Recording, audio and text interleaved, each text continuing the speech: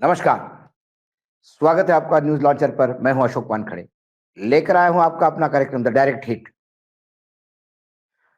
महाराष्ट्र के नतीजे अभी भी लोगों के गले पड़े नहीं हैं। जो भारी अभूतपूर्व जीत एनडीए ने हासिल की, उसका रिफ्लेक्शन जनता के बीच में नहीं दिख रहा है। मैं महाराष्ट्र में ही हूं। जो विजयोत्सव होता है जनता में कि हमारी प्यारी सत्ता हमने वापस लाई या हमने सत्ता बदल दी, वो इंतुजियाज्म नहीं, सबके चेहरे पे प्रश्न चिन्ह दिखते हैं कि ये क्या हुआ। महाविकास आघाड़ी के नेता अभी भी शॉक में हैं और एनडीए गठबंधन, जिसमें भाजपा है, एकनाथ शिंदे है और अजित पवार है, वो भी बड़े कॉशियस होकर बात कर रहे हैं। ठाणे छोड़ा तो कहीं और विजय जुलूस और विजय उन्माद दिखाई नहीं देता। कहीं ना कहीं कोई कह रहे थे, सोशल मीडिया पे पोस्ट है कि थोड़ी चीनी डालने को बोला था, राजू कुमार ज्यादा ही चीनी डाल गए, शायद जरूरत से ज्यादा मीठा हुआ पकवान। लेकिन कहीं ना कहीं जो दो चीजें मैं देखता हूं साइमल्टेनियसली, एक संबल में हुए दंगे जिसमें 4 लोग मारे गए, और महाराष्ट्र के नतीजे। दोनों तरफ से एक ही स्वर उठ रहा है कि कहीं ना कहीं इसका रूट कॉज या इसके जिम्मेदार यदि हम किसी को माने तो सर्वोच्च न्यायालय के मुख्य न्यायाधीश retired justice D Y Chandrachud को ही घेरने का प्रयास करते हैं। महाराष्ट्र की बात करें तो संजय राउत ने स्पष्ट कहा कि ये महाराष्ट्र में जो तथाकथित महाविजय हासिल हुई है, यदि ये मशीन का खेल है तो फिर इसके लिए जिम्मेदार मुख्य न्यायाधीश है। पूरे सबसे ज्यादा टेन्योर वाले इस मुख्य न्यायाधीश के दरबार में, न्यायालय में, माफ कीजिएगा, दरबार शब्द से डीवाई चंद्रचूड़ जी को सख्त नफरत हो सकती है, क्योंकि मंदिर बोलने पे भी उन्हें बुरा लगा था। उन्होंने कहा कि जब आप न्याय मंदिर की बात करते हो तो फिर ऐसा लगता है कि हम भगवान हो गए। वो भगवान तो नहीं बनना चाहते हैं, लेकिन फिर अच्छे जज बन के उन्होंने कई जगह न्याय तो किया है, लेकिन न्याय दिखाई नहीं दिया। महाराष्ट्र की सरकार हो, पार्टियों के टूट हो, या चुनावी मशीन हो, चुनावी मशीन को लेके लगातार जो चुनाव आयोग को निर्देश देने थे, यदि चुनावी मशीन पे इतने सवाल उठते हैं तो बैलेट पेपर पे चुनाव करवाने थे। और आज भी विश्वास है सभी को कि यदि बैलेट पेपर पे चुनाव हो तो दूध का दूध, पानी का पानी हो जाएगा। मशीनों की कंप्लेंट कई जगह है। कई उम्मीदवार ऐसे हैं जिन्होंने खुद को वोट दिया और वो भी नहीं मिला। किसी के घर में 4 मत थे, उसने दिया, वो नहीं मिला। सी फॉर्म में जो मशीनें थी उस नंबर की मशीनें नहीं निकली। 90%, 99% मशीनें चार्ज पाई गई। कई हैं, कई दिग्गज जिन्हें गर्व होता था अपने लोगों पे, वो लोग भी सकते में हैं। जहां भाजपा का उम्मीदवार जीतता, वहां वो जीत भी हासिल, मतलब जीत का सेलिब्रेशन भी नहीं कर पा रहा है और लोग क्रोध में हैं। बहुत सारी ऐसी कॉन्स्टिट्यूंसी है जहां से खबरें आ रही है कि लोगों को समझ में नहीं आ रहा क्या करो, सिविल सोसाइटीज को समझ में नहीं आ रहा क्या करो।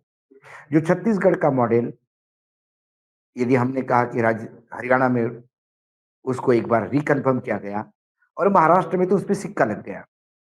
अब आने वाले 2029 के लोकसभा चुनाव में भाजपा 500 पार चली गई तो आश्चर्य नहीं होना चाहिए।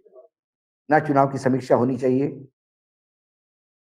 ना रिपोर्टिंग होनी चाहिए, क्योंकि चुनाव की समीक्षाएं, रिपोर्टिंग, लोग क्या कहते हैं, वादे क्या है, भाषण क्या है, किसके रैली में कितनी भीड़ है, ये कोई मायना नहीं रखता जब नतीजे निकलते हैं। क्योंकि लोग कुछ बोलते हैं, दिखता कुछ और है, मशीनों में निकलता कुछ और है। तो इसका रूट कॉज कहीं ना कहीं, वो कहते हैं कि डीवाई चंद्रचूड़ ने उसी टाइम मशीनें निरस्त कर, यदि एक बोल्ड डिसीजन कर बैलेट पेपर पे वापस जाते, जैसे कि अमेरिका में भी बैलेट पे ही चुनाव होता है, सबसे डेवलप्ड कंट्री है इसके बावजूद, तो कहीं ना कहीं उसका आज वो लोकतंत्र के साथ मजाक नहीं होता जो हो रहा है।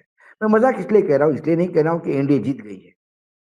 एनडीए जीते, इंडिया जीते, कोई फर्क नहीं पड़ता, लेकिन यदि कोई उम्मीदवार कहे कि मेरा वोट भी मुझे नहीं मिला, कोई उम्मीदवार कहे कि मेरी पत्नी, मेरी माँ, मेरी बेटी ने डाला हुआ वोट भी मुझे नहीं मिला, तो फिर कोई कहे कि ये फॉर्म 17 सी कोई मायना ही नहीं रखता, उसमें जो नंबर दिया मशीन का वो मशीन ही मैच नहीं करती।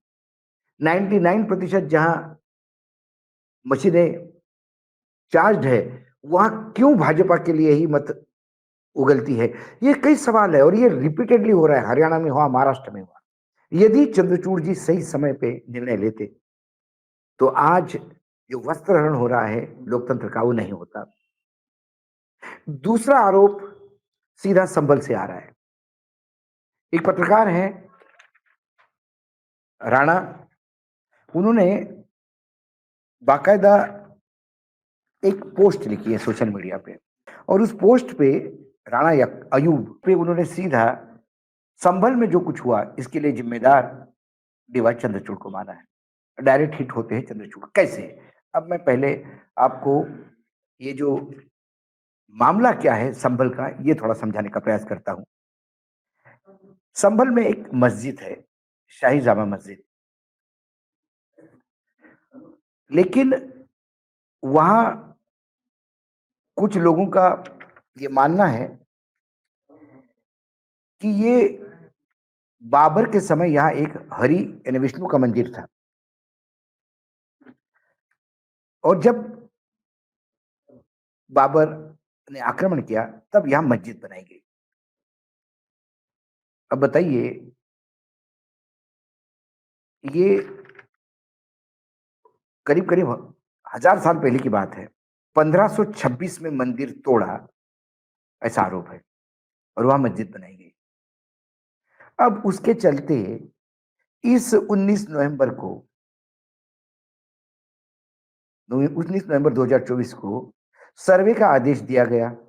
किसने दिया? सिविल जज है, सीनियर डिवीजन, आदित्य सिंह। इनने आदित्य सिंह के 4 साल में 2 प्रमोशन हुए। मैं उनकी काबिलियत पे शक नहीं करता, हो सकता है काबिल हो तो प्रमोशन हो जाए, हाई कोर्ट आए, सुप्रीम कोर्ट आ जाए, स्वागत है अच्छे लोगों का। लेकिन उन्होंने जैसी ही ये पिटीशन आती है, चंद घंटों में सर्वे का आदेश दिया, और पहला सर्वे हुआ और फिर दूसरा सर्वे हुआ। 19 नवंबर को सर्वे करने की जरूरत नहीं थी क्योंकि चुनाव का मामला था। वो 23 नवंबर तक इंतजार कर सकते थे।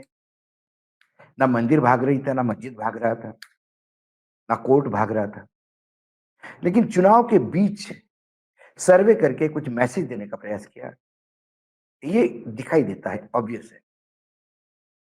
और इतनी ही जल्दी हमारे यदि न्यायपालिका एक्ट करने लगे, चंद घंटों में आदेश देने लगे, तो इस देश में लाखों केसेस का बैकलॉग कभी नहीं रहेगा।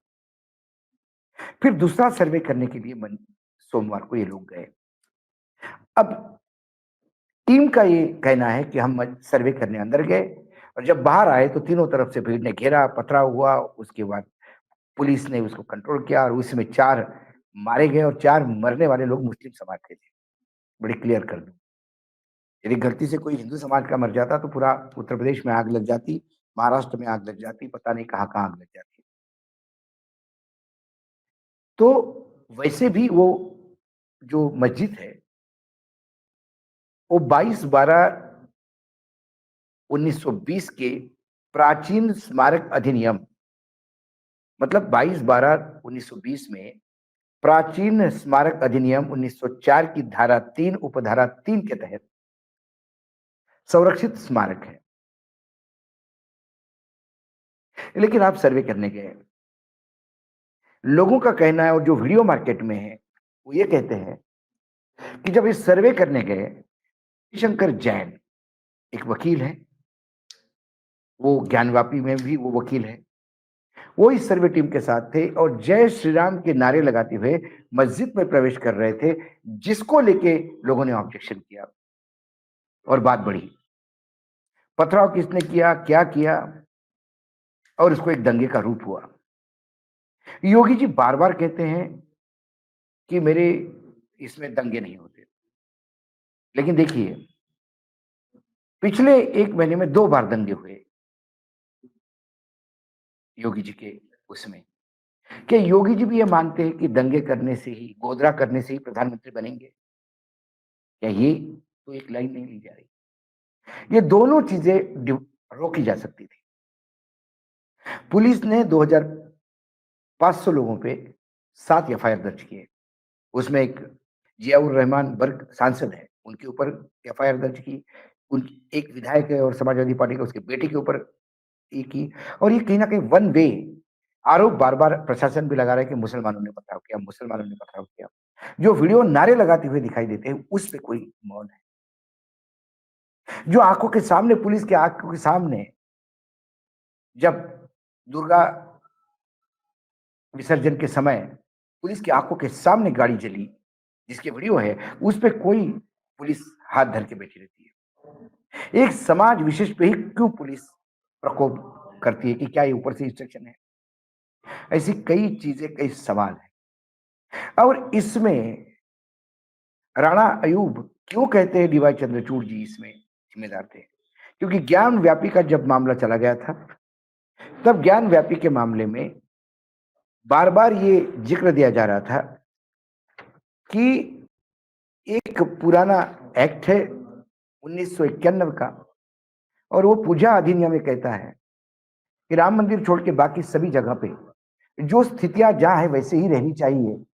नहीं तो हर गांव में, हर जगह पे सवाल उठेंगे और पूरे भारतवर्ष में ये सवाल उठने लगेंगे, तो एक सिविल वॉर जैसी स्थिति हो जाएगी। लेकिन डीवाई चंद्रचूड़ जी ने नहीं माना और ज्ञान व्यापी का सर्वे करने दिया। अब उसी का सहारा लेके हर जगह जहां बात उठ रही है, शाही मस्जिद संभल सर्वे, हर जगह सर्वे होके एक नया हिंदू मुसलमान के बीच में दूरियां बढ़ने का काम हो रहा है।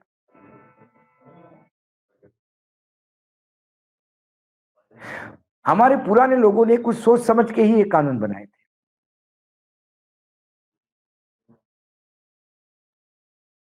लेकिन क्या डीवाई चंद्रचूड़ जी के एक तरफ झुकने से एक नया रास्ता खुल गया है? एक अंपायर थे क्रिकेट के, वेस्ट इंडीज के, स्टीव बकनर। वो सबसे बदनाम अंपायर है क्रिकेट की दुनिया में, क्योंकि सचिन तेंदुलकर, इस सचिन तेंदुलकर को सबसे ज्यादा गलत आउट देने वाले ये स्टीव बकनर है। तो स्टीव बकनर अब एक मुहावरा हो गया है। यदि कोई बेईमानी से काम करता है तो उसको कहते हैं कि स्टीव बकनर है। यदि एक तरफ पक्षपात का वो देता है, निर्णय देता है, पक्षपातपूर्ण, तो उसको स्टीव वर्नर कहा जाता है। पर स्टीव वर्नर है। तो क्या चंद्रचूड़ जी स्टीव वर्नर बन गए न्यायपालिका के? ये सवाल उठ रहा है। कुल मिलाकर दोनों जगह पे सीधा डायरेक्ट हिट होता हुआ दिखाई देता है डीवाई चंद्रचूड़। आज इतना ही, कल फिर आऊंगा किसी विषय के साथ। तब तक के लिए नमस्कार। देखते रहिएगा न्यूज लॉन्च।